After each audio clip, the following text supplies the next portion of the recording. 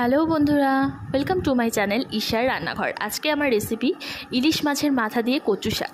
আর ইলিশ মাছের মাথা দিয়ে কচু শাক এই রেসিপিটা কিন্তু জাস্ট দারুণ লাগে খেতে। আর দেখো, এখানে আমি ইলিশ মাছের মাথাটাকে ভালো করে ভেজে নিচ্ছি।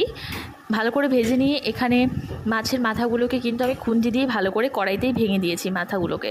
এরপর এখানে আমি নিয়েছি শোলা কচু। এই কচুটাকে এবার আমি হালকা করে একটু ভাপিয়ে নেব।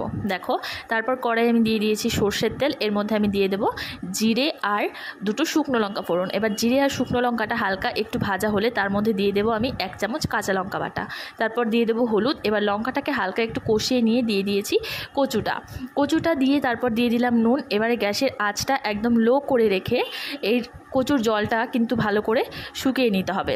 তারপর দেখো, এর মধ্যে কচুর জলটা শুকিয়ে যাওয়ার পর এর মধ্যে আমি মাছের মাথাগুলোকে দিয়ে দিয়েছি। এটাকে 5 থেকে 7